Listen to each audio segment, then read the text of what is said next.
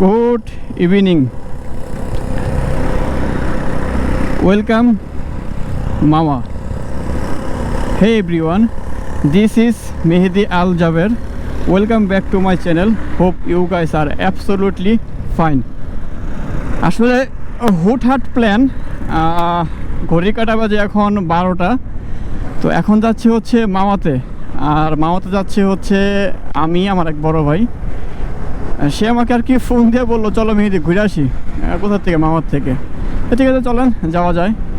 একটু হালকা হালকা শীত পড়ছে, তো শীতের মাঝে এখন যাচ্ছি রাইড করে। আর আজকের ব্লগটা হবে মামা নিয়েই। তো আজকের ব্লগটা অবশ্যই একটু স্পেশাল হবে। আর আজকের ভিডিওটা স্পন্সর করছে ট্রাভেল হাউস এবং বিবিআরসি ক্লাব।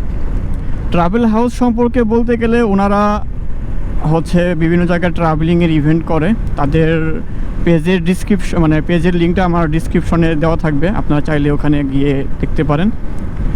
আর বিবিআরসি ক্লাবটা হচ্ছে আমারই নিজেদের একটা ক্লাব গাজীপুরে। সেটা এই বিবিআরসি ক্লাব নিয়ে আপনারা এর আগেও একটা ভিডিও দেখছেন। তো আজকের ব্লগটার মধ্যে আমি আপনাদের কাছে কিছু কথা শেয়ার করব। ভাবলাম যে কথাগুলো আপনাদের মাঝে অনেক দিন যাবৎ মানে বলা হয় না বা শেয়ার করি না। তো এখন জাস্ট যেহেতু বের হয়েছি, তো ঠিক আছে, তো এখন তো বলাই যায়, কি বলেন আপনারা? শীত যেহেতু আইসা পড়ছে, শীতের কিন্তু একটা ফিল পাচ্ছি, বাতাস, প্রচণ্ড বাতাস। তো কথাটা হইতেছে যে আমি কেন এতদিন ব্লগ করি নাই বা এতদিন কোথায় ছিলাম। আমি আমার যখন জিক্সার এসএফটা সেল দিই, তখন আসলে নতুন কি বাইক কিনবো বলে আসলে মানে চিন্তা করতেছিলাম। আর তখন আমার কাছে বাজেটটা মানে এতটা বেশি ছিল না যে আমি এর থেকে একটু ভালো আপগ্রেড করতে পারবো। তো ভাবলাম যে একবারে ভালো কিছুই নিব, যেমন হয়তো MT-15 কিংবা V3 আমার বেশি একটা মন টানে না, ততটা MT-15 আমার কাছে ভালো লাগে। তো তখন MT-15 ইন্ডিয়ানটা নেব না ইন্দোনেশিয়ানটা নেব, এই নিয়ে একটু কনফিউশনে ছিলাম। আবার আমার কাছে বাজেট যেহেতু প্রবলেম ছিল, তো তখন দেখতেছি যে আশেপাশে ফ্রেন্ড সার্কেল বা ভাই ব্রাদাররা যারাই আছে না কেন, সবাই ই কমার্স সাইট থেকে বাইক কিনতেছে। তো আমিও চিন্তা করলাম ঠিক আছে, তাহলে আমিও এখান থেকে কিনি। একটু লেট হলেও তো পাওয়া যাবে, এমন তো না যে পাওয়া যাবে না। আর যেহেতু বাজেট আমার একটু টাইট ছিল, তো সেই হিসেবে আমিও এখানে ইনভেস্ট করলাম, একটা বাইক অর্ডার করলাম। তো এটা করছিলাম হচ্ছে ফেব্রুয়ারিতে। তো ফেব্রুয়ারিটা করার পরেও সেটা এখনও মিসিং। আর বর্তমান ই কমার্সের তো সবগুলারই অবস্থা খারাপ। তো আমি নামটা উল্লেখ করব না যে আমি কোন সাইটে আমি অর্ডারটা করছিলাম। আমি জাস্ট খালি আপনাদেরকে বললাম যে হ্যাঁ আমি এখানে করছি। আর এখন বাইক তো পাবোই না, মূল টাকাটা যে কবে পাবো সেটারও কোনো মানে নিশ্চয়তা নাই। মাঝখানে ভাবলাম যে হয়তো মূল টাকাটা পেলে আলহামদুলিল্লাহ, হয়তো বা এখন MT-15 না নেই, যাই আছে ওটা দিয়ে একটা কিছু কিনে দিন আমার মোটর ব্লগিংটা কন্টিনিউ আমি রাখি। কিন্তু আসলে ভাগ্যটা এতটাই খারাপ যে মানে কি বলবো, মানে এখন আর কিছু বলার নাই। যাক আলহামদুলিল্লাহ, তারপরও এতটুকু আশাবাদী যে টাকা যদি পাই কোনো এক সময়, তাহলে হয়তো বা ভালো কিছু কিনবো। আর যদি না পাই তাহলে হয়তো বা আমাকে নতুন করে সব কিছু ম্যানেজ করে আর কি বাইক কিনতে হবে।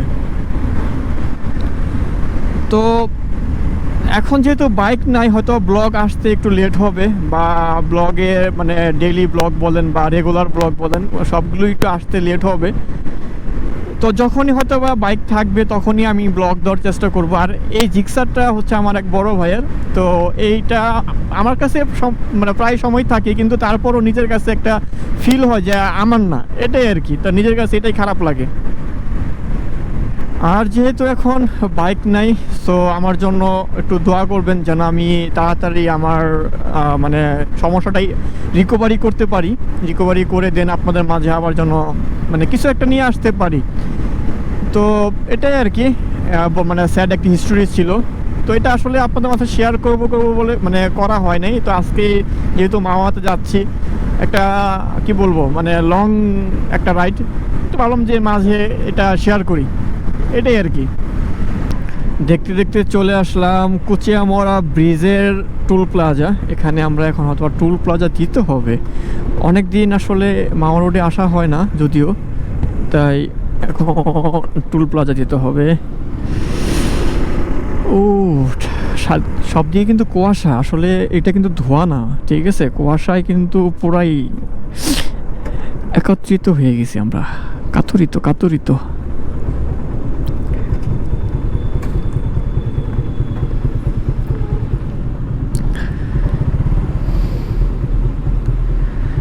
তো ঠিক আছে, চলেন এখন আর কোনো কথা বলবো না, এবার আমরা রাইডটাকে এনজয় করব।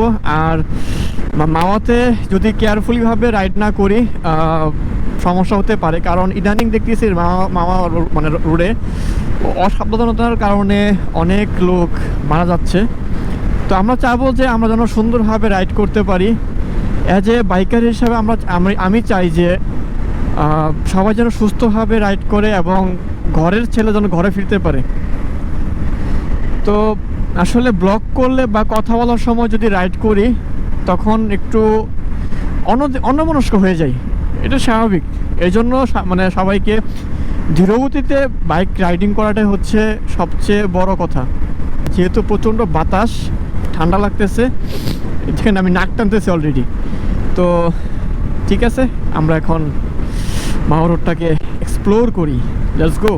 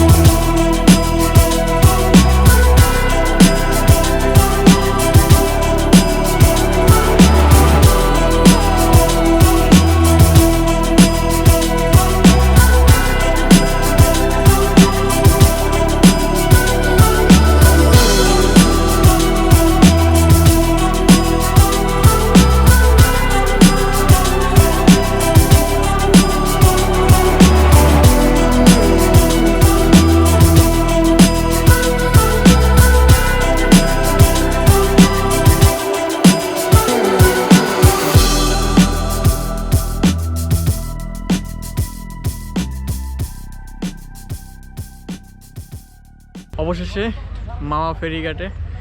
আর বাতাসের কারণে যে মানে একটা ঠান্ডা ঠান্ডা ভাব ছিল, এখানে সাথে রং চা খাওয়ার পরে মোটামুটি এখন একটু ভালো লাগতেছে।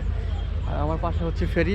তো চলেন ফেরিতে গিয়ে বসি। আর ফেরিতে যেহেতু অন্ধকার, তো অন্ধকারে আর কোনো ভিডিও করবো না, ওখানে গিয়ে একটু বসে রেস্ট নেব, তারপর যখন ওখান থেকে বেরোবো আবার কথা হবে। তো গাইস, ফেরিঘাটে অনেকক্ষণ আড্ডা দেওয়ার পরে এখন আমরা যাবো একটু মাওয়া খাওয়া দাওয়া করতে। যেহেতু এখন ঘড়ির টাইম বেজে 2:30, তো এখন চলেন আমরা সেহরি করি। ইলিশ মাছের ভাজা আর ভাত, চলেন দেখি কি খাওয়া যায়। তো এখন সেহরি করব। আর প্রায় মোটামুটি ভালোই লোক, ক্রাউড ভালোই ছিল, আর সময়টা ভালোই কাটছে।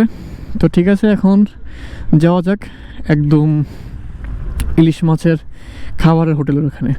তো অসংখ্য খাবারের হোটেল, আর আমি প্লেন সিটে বসে আছি, কারণ শীতে পুরো কাবু হয়ে যাচ্ছি, এতটা ঠান্ডা বাতাস বলার বাইরে। তো চলেন দেখি কোনটায় বসি, কোনটায় যে বসবো আগে একটা বসলেই হয়। চলেন যাওয়া যাক। At last Basumati hotel and restaurant, চলেন যাওয়া যাক। চলেন এখন মাছ পছন্দ করি। হ্যাঁ, একটা ডিমালা দেখে বের করুন, ছোট মোটো। বড় হয়ে যাবে না এটা? ছোট মাছ তো নাই দাদা, দুইজনের লেগে এটা ছোট লাগে, ছোট লাগে। ডিম আছে এটা কত? এটা 700 টাকা। তাইলে কেমন হইলো? সিজনের মধ্যে 700 টাকা এই মাছ। আপনি যদি এই মাছ 700 টাকা চান তাহলে কেমনে? আর কদিন পরে আবার মাছ সস্তা খেতে হবে ভাই। আরো কয়দিন পরে? হ্যাঁ তাহলে কি এখন ভুল করলাম তাহলে? 26 তারিখে হয়েছে তো মনে হচ্ছে দিন মাছ দাম একটু থাকবে, আবার একটু পরে একটু থাকবে, আবার বেড়ে যাবে ভাই, চাহিদা বাড়বে আবার বেড়ে যাবে।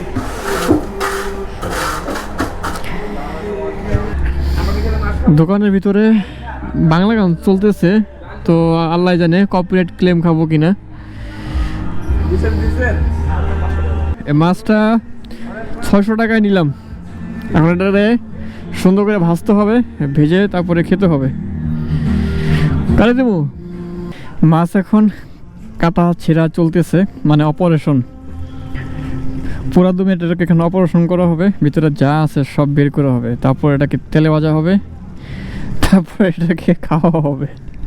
তো ঠিক আছে, দেখতে থাকেন আপনারা এটাকে কীভাবে ছিলে।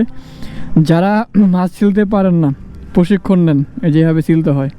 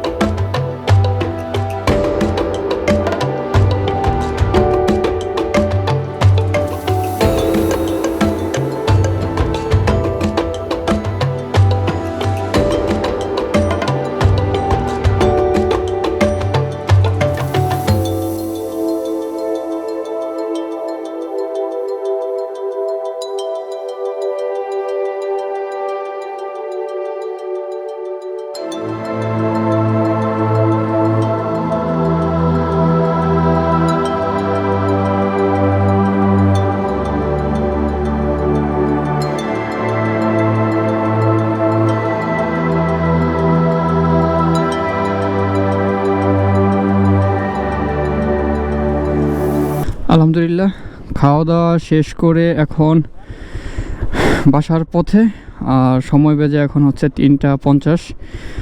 তো এখন চলে যাচ্ছে, কারণ ঠান্ডা প্রচুর পড়তেছে রাস্তায়। আবার দেখা যাবে যে বেশি লেট করলে আবার ঠান্ডা বেশি লাগতে পারে। আর হোটেলটার ব্যবহার খুব ভালো ছিল, তো কেউ যদি আসতে চান আসতে পারেন, এটা যার যা ব্যক্তিগত ব্যাপার।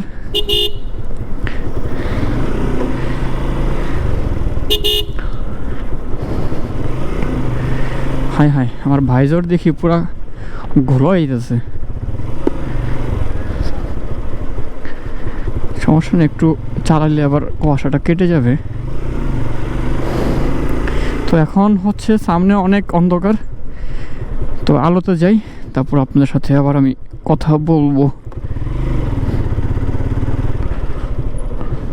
সো ফ্রেন্ডস, আজকের ব্লগটা আর লম্বা করব না, আজকের ব্লগটা এ পর্যন্তই।